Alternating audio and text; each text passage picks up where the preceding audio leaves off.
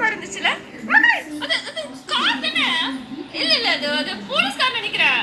மக்களே நம்ம ஃப்ரெண்ட் இருக்கிற இடத்த கண்டுபிடிச்சாலும் அந்த மூச்சு இது சொன்னேன்ல அது வந்து ஃபுல்லா லோல இருக்கு. கொஞ்சம் நிறுத்தக்கூடாது.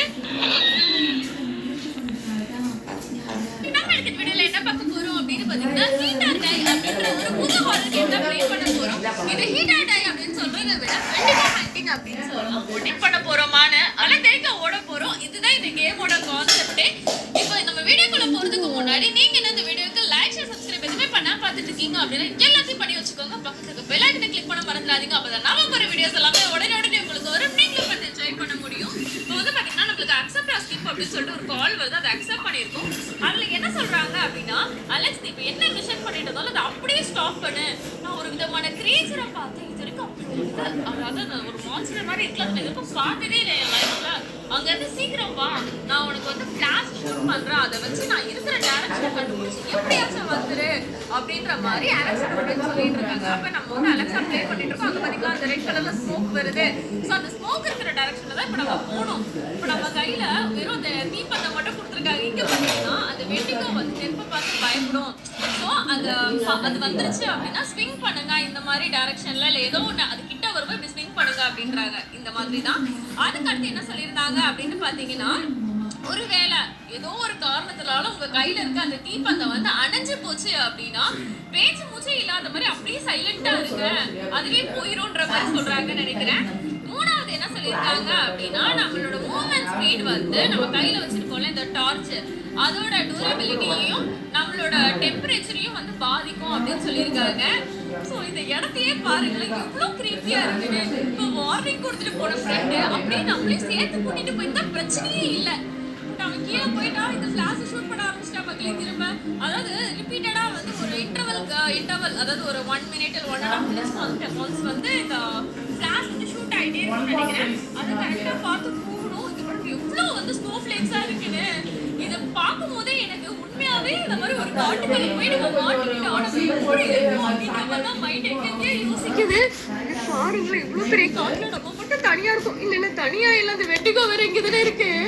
வெண்டிகோ இல்லாம வேற என்னெல்லாம் இருக்குன்னு தெரியல. இன்னமும் சத்தம் கேட்டுச்சு. என்னடா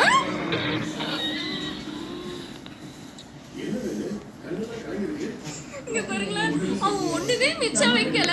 ஜஸ்ட் ரத்தம் மட்டும் தான் அந்த ஸ்னோல இருந்துச்சுன்னு சொல்லியிருக்காங்க மக்களே. அதுவும் நம்ம வந்தோம்ல வெறும் 7% கம்ப்ளீட் பண்ணியிருக்கோமா.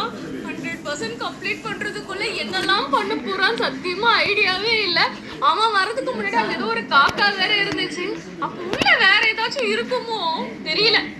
சரி ஓகே மக்களே, ஃபர்ஸ்ட் வந்து இந்த வெண்டிகோ கிட்ட இருந்து தப்பிக்கிறதுக்கு ஆல்ரெடி சொன்னாங்கல்ல கையில அந்த டார்ச் வச்சுட்டு ஸ்விங் பண்ணுங்கன்னு சொல்லிட்டு ஃபர்ஸ்ட் நம்ம என்ன பண்ணலாம்னா அவன் என்ன டைரக்ஷன்ல வரான்னு கண்டுபிடிப்போம். அதுக்கப்புறம் தான் ஸ்விங் பண்ணா கரெக்டா இருக்கும். ஏன்னா அவன் டைரக்ஷன் எது வரான்னு பிடிக்கிற ரொம்ப ஸ்பீடா வரான். ஸோ அவன் மூவ்மெண்ட் ஸ்பீடை வந்து ப்ரெடிக்டே பண்ண முடியல. அவன் ஒருவேளை துரத்துனா நம்ம அவளை தாண்டி போயிடுவோமா வாய்ப்பு கம்மி. நம்ம வந்து ஸ்விங் பண்ணி அவனை துரத்திட்டு தான் ப்ரிப்பேர்டாவே இருப்போம். அவன் எந்த டைரக்ஷன்ல வந்தாலும் பார்த்துக்கலாம். கொஞ்சம் பயமா தான் இருக்கு.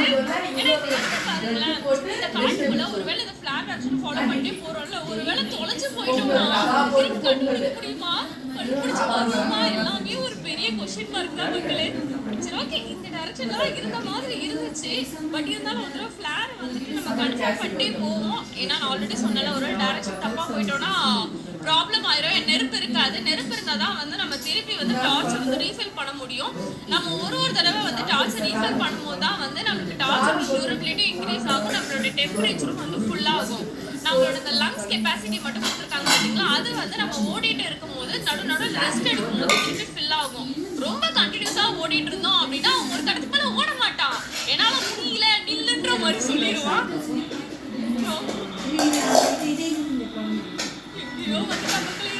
கண்டுபிடிக்க முடியாது. கொஞ்சம் ஓபன் ஸ்பேஸ்க்கு போயிடும். ஓகே எங்க வர ஃபர்ஸ்ட் டைரக்ஷன்ல பாப்போம். எங்க தலையே போதா அதாவது பொதுவுல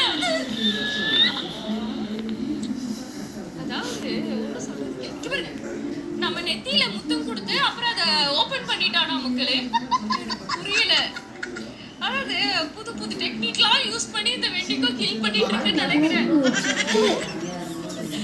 அவன் எங்க இருக்கான்னு அப்பதான் லொகேட் பண்ண மக்களே. ஆக்சுவலி வந்து ஸ்விங் பண்ணிட்டே தான் இருந்தேன். ஓகே நம்ம வந்து திடீர்னு அவன் வந்தானா அந்த டைரக்ஷனை கண்டுபிடிச்சிடலான்னு கரெக்டா அவன் வேற டைரக்ஷன்ல ஸ்விங் பண்றதுக்குள்ள அட்டாக் பண்ணிட்டான். ஓகே, இந்த வாட்டி வந்து கரெக்டா ஸ்விங் பண்றோம், டைரக்ஷனை கரெக்டா லொகேட் பண்றோம், அவங்கிட்ட தப்பிக்கிறோம். இதுக்கு மேல அவுட் ஆகக்கூடாது, கரெக்டா ப்ளே பண்றோம். ஆனா எனக்கு என்னமோ இந்த வெண்டிகோ மட்டும் இதுல ப்ராப்ளமா இருக்கிறது வந்து டவுட் மக்கள். இதுல இன்னும் ஏதோ டஃப் வச்சிருக்காங்கன்னு நினைக்கிறேன். This is technology. Technology. This is technology. கேட்ட மாதிரியே இருந்துச்சு. என்ன சத்துனே தெரியலையே இதெல்லாம். ஏதோ மீன் வச்சிருக்காங்க, பட் இந்த மீனெல்லாம் எடுத்து சாப்பிட முடியல. சாப்பிடுற மாதிரி இருந்தா கொஞ்சம் டயர்டா வந்து நல்லா சாப்பிட்டு போற மாதிரி இருந்திருக்கும்.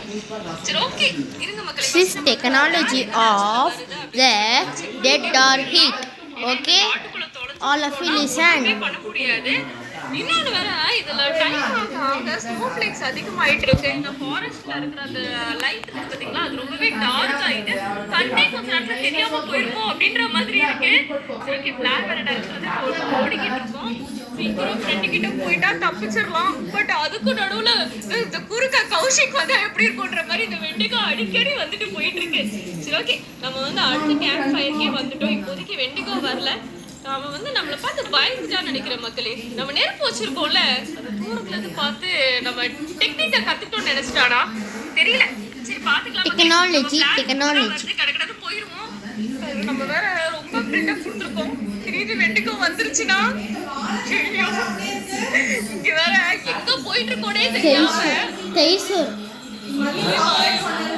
வந்துட்டோம்.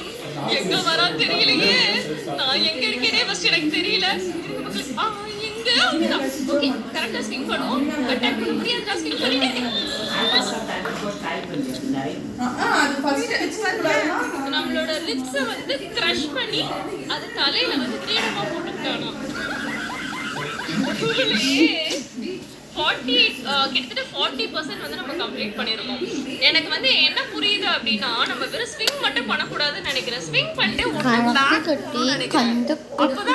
தப்பிக்க முடியும். சரி, ஓகே, இந்த வாட்டி வந்து நம்ம கரெக்டா வந்து அதை ஃபாலோ பண்ணி பின்னாடி போய் பார்க்கலாம். ஒருவேளை அது ஒர்க் ஆயிடுச்சு அப்படின்னா அதுக்கப்புறம் வந்து அந்த வெண்டிகோ கிட்ட அவுட்டே ஆகக்கூடாது. கிட்டத்தட்ட 3 தடவைக்கு மேல அவுட் ஆயிட்டோம்னு நினைக்கிறேன். தடவை தானே, எத்தனை தடவை அவுட் ஆனே தெரியல மக்களே. ஒரு தடவை என்னன்னா தலை அதாவது ரிப்ஸ் எல்லாம் கிரஷ் பண்ணி கிரீடமா போட்டுருச்சான். ஒரு தடவை நெத்தியில முத்தம் கொடுத்து அப்படியே நெத்தியை கிழிச்சு எடுத்துருச்சுன்னு சொன்னாங்க. இன்னொரு தடவை வந்து பாத்தீங்கன்னா நம்மள மிச்சமே வைக்காம ரத்தம் மட்டும்தான் வந்து தரையில அந்த தோல் இருந்துச்சுன்னாங்க. அப்படின்னா 3 தடவை. அதான் இந்த லைன்ஸ் எப்படி வந்துருச்சு. எங்கடா வர, ஐயோ 4ஆவது தடவை அவுட் ஆகக்கூடாது. பின்னாடி போ, பின்னாடி போ, பின்னாடி போ, பின்னாடி மரம் மட்டும் எதுவும் இருந்துடாதீங்க. இருந்தோம்னா நம்ம படிப்போம். சக்சஸ்ஃபுல்லா ஒர்க் ஆயிடுச்சு மக்களே. அதாவது 3 தடவை அவுட் ஆனோம், 4ஆவது தடவை வந்து சக்சஸ்ஃபுல்லா அதுக்கிட்ட தப்பிக்கிறது எப்படின்னு சொல்லி கத்துக்கிட்டாச்சு. ஸோ இதுக்கப்புறம் வந்து அவுட் ஆகாம இதுகிட்ட இருந்து தப்பிச்சு நம்ம ஃப்ரெண்ட் அந்த ஃபிளாஷ் ஷூட் பண்ணிட்டு இருக்காலும் அவன் இருக்கிற டைரக்ஷனுக்கு போய் தப்பிக்க போறோம். ஆனா ஆல்ரெடி சொன்ன மாதிரி தான், உயிர் நண்பனா இருந்தா நம்மள கூட்டிட்டு போயிருக்கலாம். பட் உயிர் நண்பன் வந்து அங்க இருந்தா வச்சோம் நம்மளுக்கு வந்து கைட் பண்ணிட்டா பிரச்சனை இருக்கு சீக்கிரமான்னு சொல்லிட்டு முடியாது. சரி, ஓகே, ஓகே, அடுத்த நெருப்பு இருக்கிற இடத்துக்கு வந்துட்டோம். ஆல்ரெடி சொன்ன மாதிரி கேம்ப் லொகேஷன்னா நம்ம வந்து ரொம்ப இம்பார்ட்டன்ட். ஏன்னா டார்ச்சோட டியூரபிலிட்டி கொஞ்ச நேரத்துல அதாவது இந்த பனி வர வர நம்ம ஓட அது வந்து குறைஞ்சிட்டே வரும். ஒரு டியூரபிலிட்டி ஏதாச்சும் இந்த டார்ச் அடைஞ்சு போச்சு அப்படின்னா நெக்ஸ்ட் நம்ம பாடி டெம்பரேச்சர் ஃபுல்லா வந்து செட் போயிடுவோம். ஸோ இது எல்லாமே இங்க நான் நிக்கிறேனே ஒழுங்கா தெரியல. நான் எங்கடா போய் லொகேட் பண்ணுவேன்.